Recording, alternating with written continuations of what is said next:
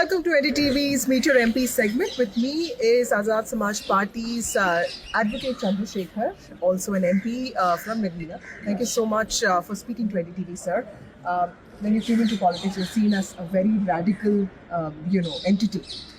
Has the parliament made an influence on that? देखिए, मैं ग्रामीण क्षेत्र का रहने वाला हूँ और मेरे पिताजी टीचर थे। मैंने उनसे लाइफ में संघर्ष करना सीखा और जब हम डॉक्टर बाबा साहब अम्बेडकर, माननीय काशीराम को अपने लीडर के रूप में देखते हैं तो फिर हमारा ये महसूस होता है कि बिना संघर्ष के कुछ मिलने वाला नहीं। डॉक्टर बाबा साहब अम्बेडकर ने कहा था, political power is the master की, इट इज द मास्टर की। तो इस राजनीतिक सत्ता को, इस चाबी को अपने हाथ में लिए बगैर हम अपने वर्गों का भला नहीं कर सकते। मैंने जीवन में बहुत सारी परेशानियां देखी हैं, मैंने जीवन में लोगों के जीवन में तकलीफें देखी और मैं समझता हूं कि उनकी तकलीफें दूर होनी चाहिए। आज़ादी के 75 साल बाद जब हम उस यात्रा को देखते हैं तो ऐसा महसूस होता है कि बहुत कुछ ऐसा काम है जो नहीं होता। हम कोशिश कर रहे हैं कि उनकी बात सुनी जाए जिनको लंबे समय से नकारा गया। और मैं अपनी ड्यूटी अदा कर रहा हूँ अपने देश के प्रति, अपने देश के कॉन्स्टिट्यूशन के प्रति और उन लोगों के प्रति जो चाहते हैं कि कोई हमारी आवाज़ उठाने वाला आगे बढ़े। सर, एक कम्युनिटी लीडरशिप होती है और एक देश का लीडरशिप होता है। आपको इन दोनों में कोई मिक्स मैच लगता है, कॉन्ट्रडिक्शन लगता है या ये? नहीं, ऐसा नहीं। देखिए, जो परेशान है, सोचिए आप, सर्दी का मौसम है, आप अगर मुझ में से किसी एक पे जैकेट होती है तो लीडर को किसके बारे में सोचना चाहिए? उसके बारे में उस पर जैकेट है या जिसके पे जैकेट नहीं है? तो जिनके साथ समस्या है उनको फर्स्ट प्रायोरिटी सोचना चाहिए। और रही बात देश की, तो देश भी तो लोगों से जुड़ के बना है ना।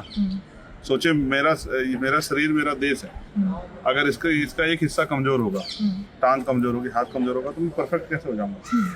तो जो देश का नेता होगा वो सबका नेता होगा और वो सबका नेता तब बनेगा जब वो अंतिम व्यक्ति के बारे में सोचेगा। किसी एक हिस्से के बारे में, किसी एक पार्ट के बारे में सोच के आप देश के नेता नहीं बनते। अच्छी बात यह है कि हमारा देश भी बहुत बड़ा है। यहाँ हर 100 किलोमीटर में भाषा बदल जाती है, बोलचाल बदल जाता है, रंग बदल जाता है, कद बदल जाता है, खान पीन बदल जाता है। तो ऐसे में आप देश के नेता को किस तरह से वो करोगे जस्टिफाई? यहाँ लैंग्वेज बैरियर है, यहाँ एरिया बैरियर है, बहुत सबको तोड़ना पड़ेगा। वो टूटेगा काम से, विजन से, विचार से। तो विचार के आधार पे आप आगे बढ़ सकते हैं और हम विचार के आधार पे आंदोलन चला रहे हैं। हमें भरोसा है आज नहीं तो कल आने वाले समय में जिस विचार पे हम काम करें लोगों तक जाएगा। मेरा सेकंड लास्ट क्वेश्चन, एक दलित कम्युनिटी के इंटरेस्ट को रिप्रेजेंट करते हैं, आपको लगता है कि हमेशा किसी और की जरूरत पड़ेगी? बिकॉज आरपीआई हो या बीसीके हो, ये जो दलित पार्टीज हैं, ये they are smaller in numbers. Does the constraint of numbers in some ways influence your political? देखो, मैं एक बात स्पष्ट कर दूं कि आजाद समाज पार्टी दलितों की सबसे ज्यादा मजबूत पार्टी है, बस सही, लेकिन वो पिछड़ों को, महिलाओं को, माइनॉरिटी को भी साथ लेकर चल रही है। इसलिए मैं स्पष्ट तौर पे कहूँ कि जरूरत तो एक दूसरे को सबकी है, लेकिन हम कोशिश कर रहे हैं कि धरातल पे स्ट्रक्चर इतना मजबूत करें कि पॉलिटिकल पार्टियों की जरूरत ना पड़े और हम लोगों के काम करने में आसान और जो है सामंजस्य बना के उस काम को कर पाए, सफल हो पाए। सर, जब आप किसी अपर कास्ट पार्टी का सपोर्ट अलायंस में जाते हैं तो क्रिटिसिज्म भी होता है। जब आपने मायावती को टेक ऑन किया तभी ये क्रिटिसिज्म था। इस चैलेंज को किस तरह? नहीं, अभी तक ऐसा कोई क्रिटिसिज्म हुआ नहीं और वो भी इंसानी।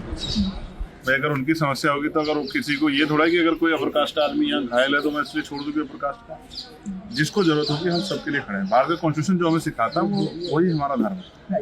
तो वो अधिकार देता है सबको अपनी बात को रखने का, विरोध दर्ज कराने का, आगे बढ़ने का अवसर की क्षमता जो है वो सब कुछ देता है और वो भाईचारा सिखाता है। हम तो किसी नफरत की बात नहीं करते, हम तो सबसे प्रेम की बात करते हैं। हम चाहते हैं सब मिलजुल के आगे बढ़ें। मैं ये भी नहीं कह रहा कि हम 50 पे बात करें, मैं ये भी नहीं कह रहा हम 75 पे बात करें, 1975 पे, मैं 84 पे बात करने, मैं तो आज के भारत में बात करने को कह रहा हूँ कि क्या आज के भारत में जो समस्याएं हैं वो समस्याओं का काम पूरा नहीं हुआ और मैं अपनी ड्यूटी कर रहा हूँ, मैं करता हूँ।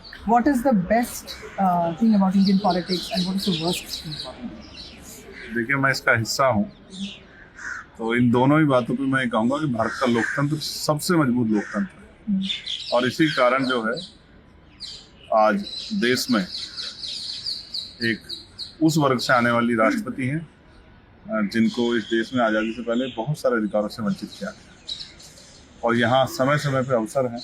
बस ये अलग बात है। वर्स्ट थिंग के बारे में जब आपने कहा तो माननीय काशीराम साहब कहते थे कि लोकतंत्र का धनतंत्र ज्यादा है, यहाँ गरीब लोग नहीं चुनाव लड़ सकते।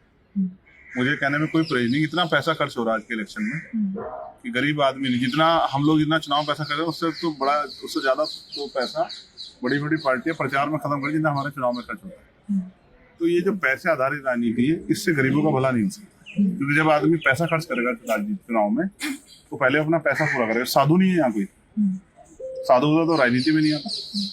तो यहाँ जो भी आया किसी न किसी इंटरेस्ट के साथ आया, चाहे उसका अपना हो, चाहे उसके समाज का हो, चाहे उसके क्षेत्र का हो, चाहे उसके प्रदेश का, देश का हो, पीड़ा के साथ लोग यहाँ आए तो अपनी मेहनत की कमाई कोई वैसे नहीं खर्च करेगा। तो अगर ये इसमें पैसा कम हो जाए, गरीब के बेटों को भी आगे बढ़ने का मौका मिलता है।